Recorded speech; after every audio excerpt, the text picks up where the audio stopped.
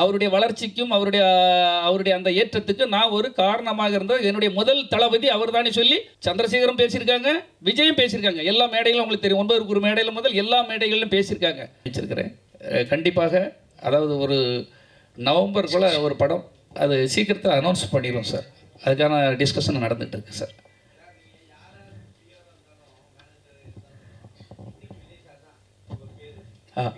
Vijay sir தான். ஆமாம், மாநாடு சமீபத்தில் நடந்து முடிஞ்சிருக்கு. ஆமாம்.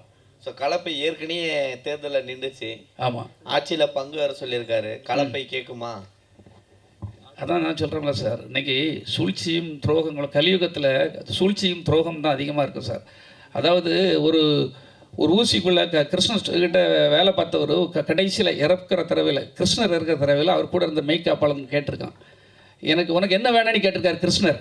ஒரு பாயிண்ட்டு தான், என்ன வேணும்னு கேட்டிருக்கான உடனே எனக்கு எதுவும் வேண்டாம், கலியுகம் எப்படி இருக்கான்னு கேட்டிருக்காரு. அதுக்கு அவர் ஒரு பாயிண்ட் மட்டும் சொல்லியிருக்காரு, ஊசிக்குள்ளே யானை போயிடும் ஆனால் நூல் போகாது அப்படின்னு சொல்லியிருக்காரு. அது என்னென்னா, எவ்வளவு கெட்ட சக்திகள், எவ்வளவு துரோகங்கள், தப்பு பண்ணுறவங்கெல்லாம் அந்த தப்பான செயல்கள்லாம் காதுக்குள்ளே அழகாக வந்துடும். ஆனால் நல்லது பண்ணுறத இப்போ நான் கலப்பை மக்களுக்கு மூலமாக 40 பள்ளிக்கூடங்கள், அரசு பள்ளிகள், 40 கலையரங்கங்கள் கட்டி கொடுத்துருக்கேன். அது எந்த அளவுக்கு வெளியே தெரியும்? ஆனால் சாதாரண ஒரு நடிகர்களோ ஒரு நடிகையோ எங்கேயோ போய் நின்று 2 நோட்டை கொடுத்து அதை பண்ணிட்டாங்க இதை பண்ணிட்டாங்க, அத்தனையிலும் தலைப்புச் செய்திகளாகும். அவர் சொன்னது எவ்வளவு புரியுதுங்கிறவங்களுக்கு தெரியும். இன்றைக்கி நல்லவங்க வல்லவர்கள் ஏதாவது செய்யலான்னா அதுக்கு பேக்ரவுண்டு தேவை இருக்குது, கட்சிகள்னு தேவை இருக்குது, பெரிய கோரி முதலாளிகள் 100 கோடி 1000 கோடி வச்சுருக்கவங்க, நடிகர்கள், அடுக்குமொழி பேசுகிறவங்க, இப்படி பல தேவைப்படுது. என்ன மாதிரி கலப்பை மக்களுக்கு எப்படி சார் சேர்ப்பாங்க? செல்வகுமார் சார், விஜய் சாரோடைய ஆரம்ப கால வளர்ச்சிக்கு நீங்கள் தான் கூட இருந்தீங்க. ஆமாம், அவரோட ரசிகர் மன்றத்தை நீங்கள் அவ்வளோ கஷ்டப்பட்டு வளர்த்தீங்க. நீங்களும் சரி, அவங்க அப்பாவும் சரி. இன்னைக்கு அவ்வளோ பெரிய அரசியல் கட்சி பண்ணும்போது நீங்களும் கூட இல்லை, அவங்க அப்பாவும் அந்த அரசியல் கட்சியில் இல்லை. உங்கள் 2 பேரையும் பிரித்தது யார், என்ன காரணம்? அதான் ரொம்ப நாளமாக இன்டெரக்டாக தான் சொல்லிகிட்டு இருக்கேன். கொஞ்சம் டைரெக்டாக சொல்லுங்களேன். சதிகள் தான் வெற்றி பெறும். அதை பல இடங்களில் சதிகள் வெற்றி பெறும் சார், சூழ்ச்சிகள் வெற்றி பெறும். இப்போ அவங்க அப்பா அவருக்கு யார் இருக்கா சொல்லுங்கள்? சந்திரசேகருக்கு யார் இருக்கா? அவர் பையனை தவிர இன்னொரு பொண்ணு இருந்தால் கூட பரவாயில்ல, ஏதோ அவங்க கொடுத்தா அந்த பிரிவினைகள் வரக்கு வாய்ப்புகள் இருக்குது, ராமதாஸ் ஃபேமிலியில் நடக்கிற மாதிரி. சந்திரசேகருக்கு என்ன பிரச்சனை? யாருமே இல்லை அவரை தவிர. ஆனால் அவர் இன்னைக்கு நெருங்க முடியாமல் இருக்குன்னா எப்படி ஒரு வளையம் அமைக்கப்பட்டிருக்கிறதுங்கிறத பத்திரிகையாளர் உங்களால் யூகிக்க முடியாதா?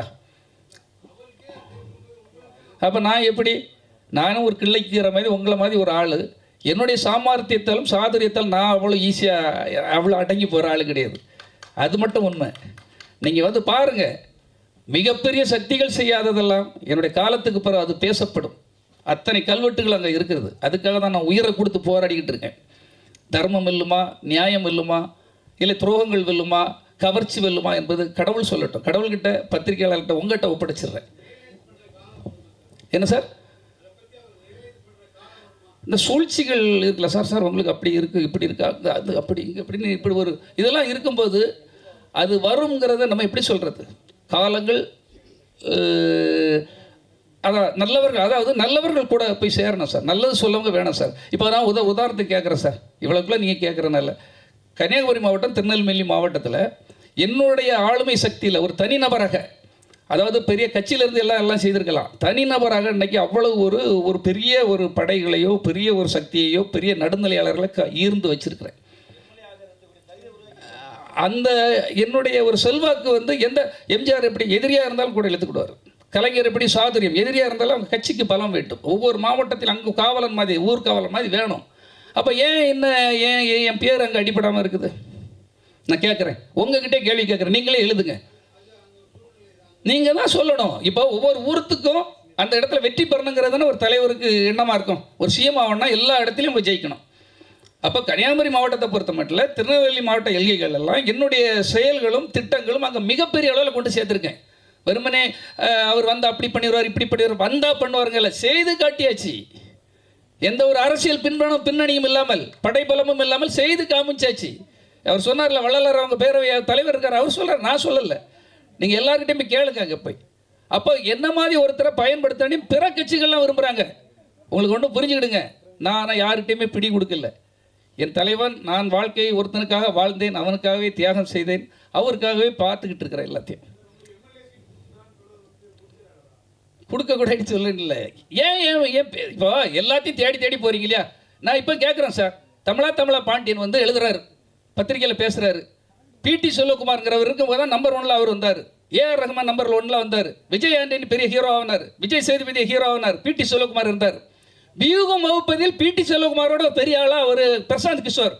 பீகாரில் டெபாசிட் இழக்கிற ஆளை கொண்டு 10,000 கோடியை கொடுத்து அவனை கொண்டு சேர்க்குறீங்க வியூகம் வகுக்கணும் அப்படின்ட்டு.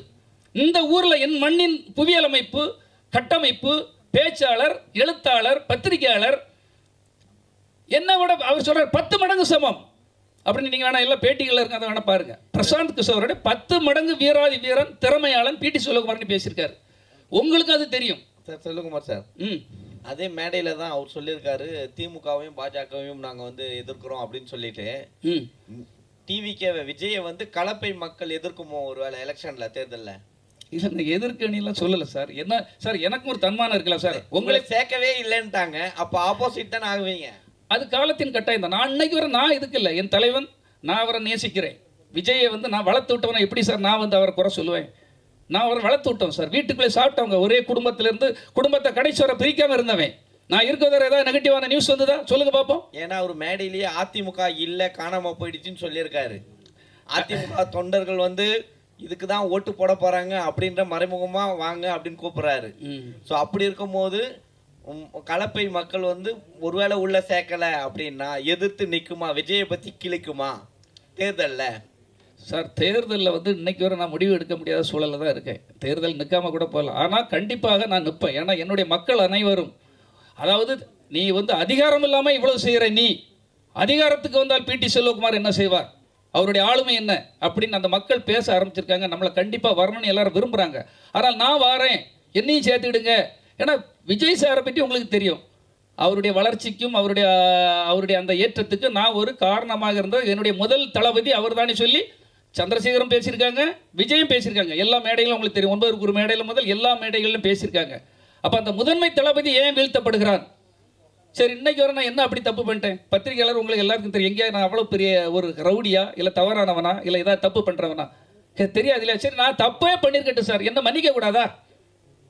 அப்படி என்ன தப்பு பண்ணிவிடுவேன்? ஒரு படம் ஃபெயிலியர் ஆகி போச்சு சார். சரி, என்ன ஏன் மன்னித்து ஏன் உள்ளே எடுக்கக்கூடாது? எம்ஜிஆர் எத்தனை வரை மன்னிச்சிருக்காரு? ஜெயலலிதா அம்மா எத்தனை வரை மன்னிச்சிருக்கிறாரு? கலைஞர் எத்தனை வரை மன்னிச்சிருக்கிறாரு?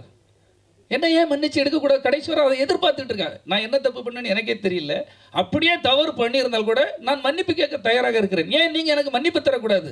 என்ன மாதிரி ஒரு வீரனை இழக்க ஏன் நீங்கள் விரும்புகிறீர்கள்? நான் எதிர்கூடாரத்தில் போய் அங்கே பணியாற்ற எனக்கு பிடிக்கல. என்னை கூப்பிட்டுட்டு தான் இருக்காங்க. 3 கட்சியிலுமே என்னை கூப்பிட்றாங்க. அதுதான் உண்மை. கன்னியாகுமரி மாவட்டத்தில் தொகுதி அதை உளவுத்துறை ரிப்போர்ட் என்ன சொல்லியிருக்குன்னா, ஒரு பத்திரிகையிலும் எழுதியாச்சு, கலப்பை மக்கள் இயக்கம் பிடி செல்வகுமாருடைய ஆதரவு இல்லாமல் எந்த கட்சியும் அங்கு வின் பண்ண முடியாதுன்னுட்டு புள்ளி உரத்தோட போட்டு விட்டாச்சு. சரி, ஏன் என்ன எடுக்க உங்களுக்கு என்ன தயக்கம்? யார் தடுக்கிறாத? எதிரியாக இருந்தால் கூட ஒரு செந்தில் பாலாஜி ஏன் அதிமுகவில் இருக்கவர டிஎம்கேல எடுக்கிறாங்க, டிஎம்கேல இருக்கிறவரை ஏன் ஏடிஎம்கேல எடுக்கிறாங்க, ஏடிஎம்கேல இருக்கிறவங்க ஏன் பிஜேபியில் எடுக்கிறாங்க? திறமையாளர்களோ யாரோ ஒருத்தன் அந்த தொகுதியில் வில்லனாக இருக்கவன், சாமர்த்தியம் உள்ளவனை எடுக்கிறது தான் சாதுரியம். ஏன் என்ன எடுக்க உங்களுக்கு தயக்கம்? சார் இப்போ என்ன சார், இப்போ எப்பவுமே நீங்கள் வந்து இப்போ ரொம்ப காலத்துக்கு முன்னாடியிலேருந்து விஜய் ரசிகர் மன்றத்தை வந்து கட்டுக்கோப்பாக வச்சுருந்தீங்க, நீங்களும் உங்கள் அப்பாவும் சேர்ந்து. இப்போ வந்து அந்த கட்டுக்கோப்பு இருக்கா? இப்போ வந்து நீங்களே பார்ப்பீங்க சோஷியல் மீடியாவில் எல்லாரும் சொல்கிற விஷயம் தான், அவங்க ஒரு கட்டுக்கோப்பை கிடையாது. எது சொன்னாலும் மீறி அந்த ரேம்ப் வாக்கில் ஏறுவாங்க. என்ன பெண்களை வந்து மாநாட்டை கூட்டின்னு வரக்கூட சொன்னால் கூட கூட்டின்னு வராங்க, குழந்தைங்களும் கூட்டின்னு வராங்க. அதெல்லாம் எப்படி பார்க்குறீங்க சார்? நான் தான் சொல்கிறேன் தலைவனோட சார், இது நீங்கள் தம்பி, நம்ம வந்து என்னுடைய பார்வை வேற, உங்கள் பார்வை வேற, அவர் பார்வை வேற. என்னுடைய பார்வையாக இருந்திருந்தா நான் ஒழுக்கத்தோடு ஒரு உதாரணத்தை சொல்கிறேன் தம்பி. ஒரு நிமிஷத்தை கேளுங்க. விஜய் அவங்க தந்தையார் ரொம்ப சிக்கனமானவர், உங்களுக்கு தெரியும். அப்போ வந்து விஜய் வந்து ஏதாவது நாங்கள் அப்போவே ஒரு இயக்கம் தொடங்கலான்னு, கலப்பை மக்கள் இயக்கம் விஜய் மக்கள் இயக்கம் தொடங்கலான்னு சொன்ன உடனே மாநாடு போடணுங்க. மாநாடு போடுறதுக்கு பட்ஜெட் இல்லை. நேராக ஆஸ்கார் ரவி வந்து ஆடியோ ரிலீஸ் பண்ணனார். அப்போ பாருங்கள் என்ன சாதுரியம் என்று பாருங்கள். ஆடியோ ரிலீஸ் பண்ணோன்னா எவ்வளோ சார் பட்ஜெட்டுன்னு? 1.5 லட்சம் அப்படின்னாரு. சார் ஒரு 3 லட்ச ரூபா தர முடியுமா அப்படின்னு. என்ன எதுக்கு அப்படின்னாரு. நான் ஒரு திறந்த வெளியில் கிட்டத்தட்ட ஒரு 2-3 லட்சம் பேரை கூட்டுறேன், ரசிகர்கள் பப்ளிக்கை கூட்டுறேன். ஒரு மாநாடு மாதிரி ஆக்கி அங்கே ரிலீஸ் பண்ணுவோம் ஆடியோவை. வேலாயுதம் படம் அப்படி தான் ரிலீஸ் பண்ணேன். ஒரு மாநாடு நடக்கிறது, 5 பைசா ஒரு ஹீரோவுக்கு செலவு கிடையாது. ஒரு இடத்த கிரவுண்டை ஃப்ரீயாக வாங்குற சிஎஸ்சி கிரவுண்டு, அப்படியே அந்த லெட்டர் எடுத்துகிட்டு போய் அப்படியே கமிஷனர்கிட்ட போய் பெர்மிஷன் வாங்குறேன், எல்லா செக்யூரிட்டியும் கரெக்ட் பண்ணுறேன். ஒரு ஆள் கிடையாது என் கூட. நான் எதுக்கு சொல்கிறேன்னா, நான் என்ன செய்தேங்கிறத சொல்கிறேன் தம்பி. இது வந்து ஒரு இப்படி அவருக்கு சாதுரியமாக வேலை பார்ப்பதற்கு தெரியணும்ல. எல்லாமே கொஞ்சம் கொஞ்சமாக உங்களுக்கு தெரியணும். நான் என்ன செய்திருக்கேங்கிறது உங்களுக்கு தெரியணும் சார். கட்டுக்கோப்பாக இருக்காங்க இல்லைங்கிறத நான் சொன்ன எனக்கு திரும்ப அவருக்கு எனக்கு இதை பிரச்சனையை உருவாக்க நீங்கள் பிளான் பண்ணுறீங்க சார். சார் எங்க சார் திரும்ப இப்போ சார் பெரும்பாலும் மக்கள் நாம பத்திரிகையாளர் இல்லை பிடி செல்வகுமார் சார், பெரும்பாலும் மக்கள் நல பணிகள்லாம் பார்த்தீங்கன்னா ஒரு இயக்கம் ஆரம்பிக்கப்படும், ஒரு அமைப்பு ஆரம்பிக்கப்படும், ஒரு கட்டத்தில் பார்த்தீங்கன்னா ஆட்சி கைப்பற்றணும், அதிகாரத்தை கைப்பற்றணும் அப்படின்னு அரசியல் கட்சியாக மாறும். ஸோ இந்த கலப்பை இயக்கம் ஒரு கட்டத்தில் அரசியல் கட்சியாக மாறுமா? கண்டிப்பாக அரசியல் இயக்கமாக மாறும். அதுக்குள்ள எல்லா இதுவும் என்கிட்ட இருக்குது, துணிச்சல் இருக்குது. நான் சொல்கிறேன் இல்லையா, வீழ்ந்து போவேன்னு சொல்ல அந்த பீனிக்ஸ் பறவை வந்து உங்களுக்கு உதாரணமாக சொன்னேன். பத்திரிகையாளர்கள் யாரும் அவ்வளோ ஈஸியாக, எல்லாருக்குள்ளேயும் உங்களுக்குள்ள திறமை உண்டு. நான் ஒரு பத்திரிகையாளன், எப்படி என்ன வீழ்த்த முடியும்? தனிநபராக தானே போராடிட்டு இருக்கேன். இப்போ யாருடைய பேக்ரவுண்டில் நான் பண்ணிகிட்டு இருக்கிறேன் சொல்லுங்க பார்ப்போம். தனிநபர், இது தனிநபரின் படை. என்கிட்ட வேணால் கொஞ்சம் படையாக இருக்கலாம், ஆனால் நிச்சயமாக அது வந்து மிகப்பெரிய அளவில் நீங்களே பேசுகிற அளவு உங்கள் கை அப்படி எழுதக்கு வரும். இப்படி ஒருத்தன் இருந்திருக்காங்கிற வரலாறு என்னன்னா தெரிஞ்சே சிலவங்க தப்பு பண்ணுவாங்க. இவரை இப்படி நம்ம போயிட்டா அவங்களுக்கு அவங்க இது போயிடும். ஒன்று அதான். இப்போ நம்மளை மாதிரி ஒரு சிந்திக்க தெரிஞ்சவன், நல்லா பேச தெரிஞ்சவன், உண்மையை சொல்ல தெரிஞ்சவன், கட்டுக்கோப்பாக கட்டமைப்பை உருவாக்க தெரிஞ்சவன். கட்டமைப்பை நம்ம தானே உருவாக்கணும். இப்போ இந்த 4-5 வருடமாக என்ன அவர் மேலே போயிட்டாரு, அதை அறுவடை செய்வதற்காக வரப்பட்டவர்கள். பறவைகள் அங்கே தண்ணீரோ அங்கே எல்லாம் வற்றி போயிட்டா அற்ற நீர் பறவை போல் அவ்வளோ பறந்து போயிடும். நாங்கள்லாம் எல்லா கஷ்டத்திலையும் நின்றவங்க. எத்தனை பிரச்சனைகள் இருந்தாலும் காவலம் படத்தில் 1000 பிரச்சனைகள், ஆளுங்கட்சினால அத்தனை பிரச்சனைகள். ஒரே ஒரு ஆளை என்ன மட்டும் தான் விடுவாங்க. முன்னில் நெல் கர்ணன் மாதிரி நெல்லுன்னு என்ன தான் விடுவாங்க, நான் தான் நிற்பேன். அது படம் ரிலீஸாக இருந்தாலும் சரி, படத்துக்கு பிரச்சனையாக இருந்தாலும் சரி, ஒரு தோல்வி படத்துக்கு பிறகு ஒரு டிஸ்ட்ரிபியூட்டர்கிட்ட பேசதா இருந்தாலும் சரி, எதுவாக இருந்தாலும் அங்கே நின்றவன் பிடி செல்வகுமார் தான். இப்போ நம்ம வந்து கண்டிப்பாக அவர் ஒரு காலகட்டத்தில், எந்த காலகட்டத்திலேயாவது ஒரு காலகட்டத்தில் எல்லாருக்கும் எல்லாரும் தேவை தானே. நம்ம ஒன்றும் தேவதூதர்கள், நம்ம எல்லாம் உச்சத்திலிருந்து கீழே குதித்தவர்கள் அல்ல. அது என்னைக்காவது எல்லாருக்கும் தெரியும். இல்லை கூட இருப்பவர்கள் ஏதாவது மாறுவாங்க, அந்த மாற்றங்கள் நிகழும்போது நிச்சயமாக நம்ம அவங்க கூட பயணப்படுவோம் என்பது தான் என்னுடைய எண்ணம். ஆமாம்.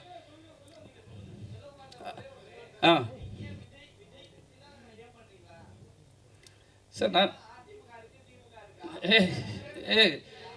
பலா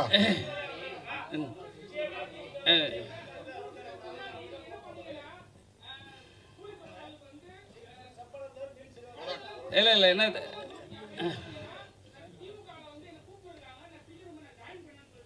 சார் அடுத்த ஷோக்கு டைம் ஆச்சு சார். சரி, ஃபைனலாக ஒன்று சொல்லிடுறேன்.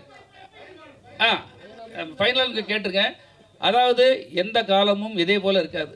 இன்னைக்கு நிரந்தர எதிரிகளும் கிடையாது, நிரந்தர நண்பர்களும் கிடையாது, துரோகமும் கிடையாது, நட்பும் கிடையாது. என்னைக்காக ஒரு நாள் நல்லது நடக்கும். நம்ம சேவை செய்கிறோம். அப்படி இல்லை என்றால் கூட காலம் தீர்மானித்தால் தனித்து நின்று கூட கண்டிப்பாக நான் ஜெயிப்பேன். அந்த நம்பிக்கை எனக்கு இருக்கிறது. எது வேணாலும் செய்வேன். பைலான் சார் ஏதோ பேசணுங்கிறாங்க, பேசுவாங்க. அதாவது இங்கே இருக்கவங்களே செல்வகுமாரோட அதிகமாக தொடர்பு வச்சுருந்தவன் நான் தான். அதை யாரும் மறுக்க முடியாது. யாராவது எனக்கு சீனியர் இருக்காங்களா? அவரை பற்றி அணுவாக தெரிஞ்சவர் நான்.